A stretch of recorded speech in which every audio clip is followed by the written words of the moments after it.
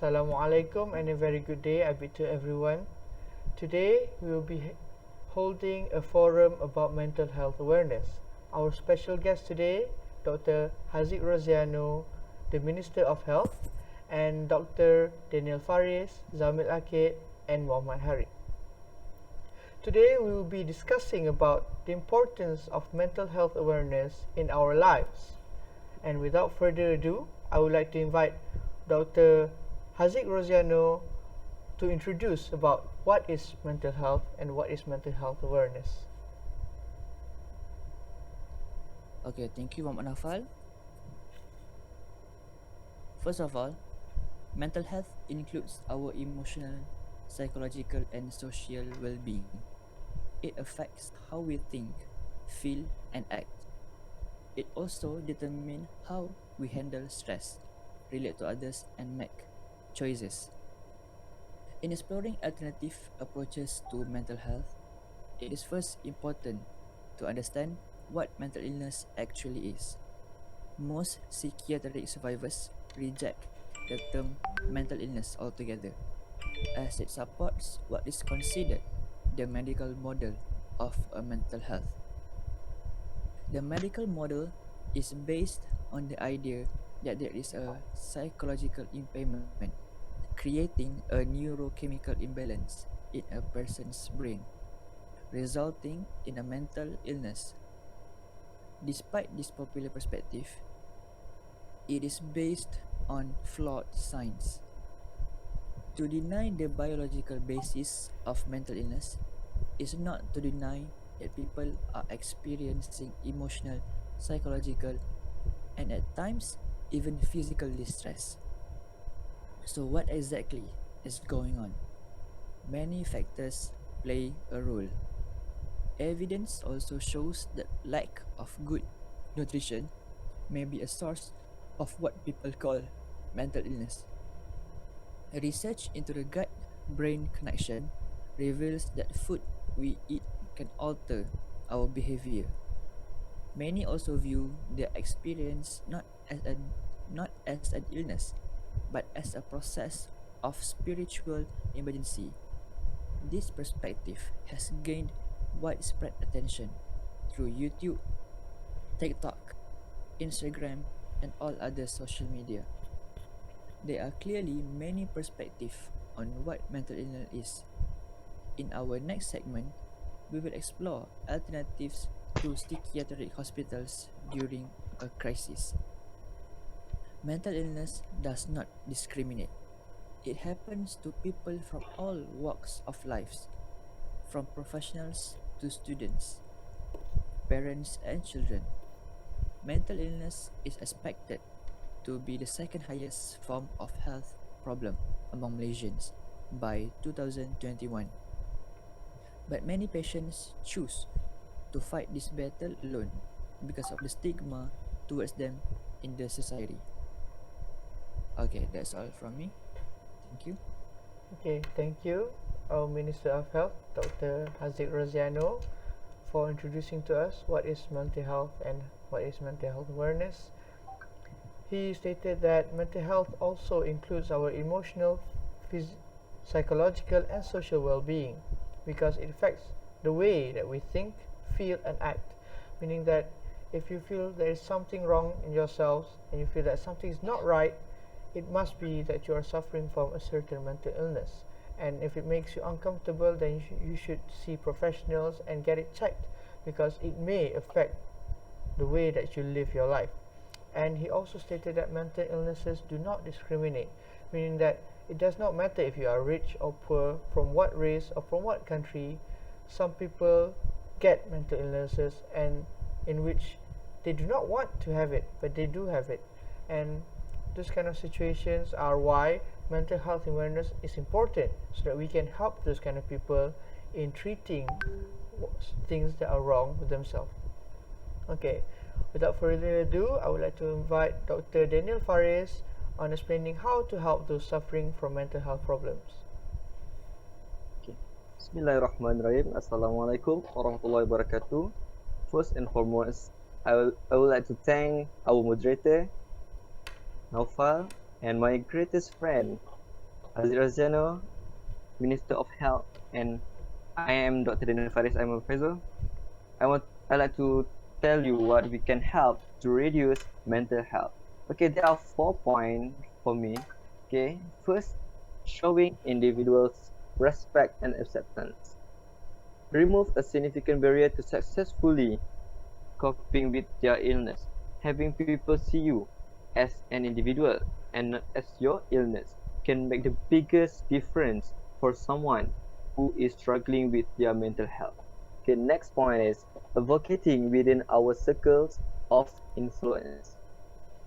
It helps ensure these individuals have the same rights and opportunities as other members of their school, college, work, and community. Next, always give positive vibes. It makes they feel they are special. You can treat them like a king, like VIP. This method will slowly make them to be stronger to fight their illness. And the last but not least, never make and soft spoken to them because they are so sensitive. So we need to make sure we control our spoken and conversation with them. Once we met at them, they can be aggressive and do expectable thing. So we just need to make sure are not they are no hard feeling. So that's all from me. Thank you. Okay, thank you, Dr. Daniel Faris, on explaining how we can help those suffering from mental health problems. And he showed that we should show those individuals respect and acceptance because they are also humans too. We cannot just classify them as their mental illnesses. For instance, if someone has bipolar disorder, we do not associate him with being crazy. We Because he is also human too. He did not choose to have that kind of mental illness, and we must be kind to them. We must be sympathetic to those kind of people so that they also feel like humans and they have the will to continue living on with their mental illnesses and up until we can find a cure to help lose their health problems. Okay, for your information, all the attendees today are graduates from UiTM Tapa Campus Perak. Okay, next, I would like to invite Dr. Zamil Akid on how to spread mental health awareness. Hi, Assalamualaikum. My name is Dr. Zamilakit. Okay, in the same way we educate communities about physical health concerns such as heart disease, it's critical that we start conversation about what mental illness is, how to recognize it, and the fact that it is a treatable illness. Here are some simple steps you can take to help raise the collective consciousness about mental health where you live. The first point is talk with everyone you know. Ask your family, friends, and coworkers how they are doing and really listen to the answer.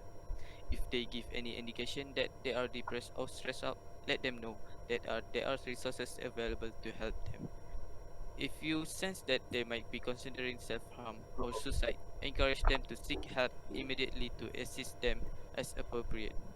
Second is open up about your experience. If you have struggled or you are struggling with mental illness, share your story. Hearing another person is going through the same thing, you can be a relief. And it can be the nudge a person needs to get help and look into a treatment. Third point is encourage kind language when you hear people around you talk about mental illness in disparaging terms. Politely ask them to consider the impact of their words. Any language that reinforces the stigma of mental illness is harmful and might keep someone from getting help. The fourth point is educate yourself about mental illness. It is it is not uncommon for people to misunderstand mental illness. Learn more about it and share what you learn. This includes talking with children about mental health in age appropriate terms. Children are not immune to mental illness and can experience conditions like depression and anxiety as early as elementary school. And lastly is encourage physical health that supports mental health. You need to help people understand that physical health can have a direct impact on mental health. Eating healthy and getting plenty of exercise and sleep all play a part in a person's mental and emotional state. Thank you. That's all for me. Okay, thank you so much, Dr. Zamila Kid, for explaining how we can spread mental health awareness. His points being you should talk to everyone that you know about mental health because it is easier to preach about something towards people who you are acquainted with instead of talking to strangers, and those kind of people may also need help, so always talk to them about mental health, and if they are suffering, try to help them. 9 seconds, open up about your experience. Well, it is easier to convince people on how mental illnesses are detrimental if you are talking about personal experience because it will make your statements full of credibility because you understand how bad it is to suffer from getting these mental illnesses. And he also said that we should educate ourselves about mental illness. Yes, that is true because not everything should be handed to us on a silver platter. We need to take our own initiative to learn about why mental health is important and why mental health awareness is important because we live in a society which means helping people and making sure other people are okay is part of our lifestyle and culture. Okay, next I would like to invite Dr. Muhammad Harith on the importance of maintaining good mental health. Hello, thank you for the moderator. Hi, my name is Haris Imran. So today I want to talk about why is it important to take care of our mental health. As we know that mental is not common in our country. That many of our people do have a depression and also anxiety. There's two example for the mental problem. Uh, Usually students are affected with the mental health because they are burdened with works and also a toxic environment. So why is it important to to fix our mental health?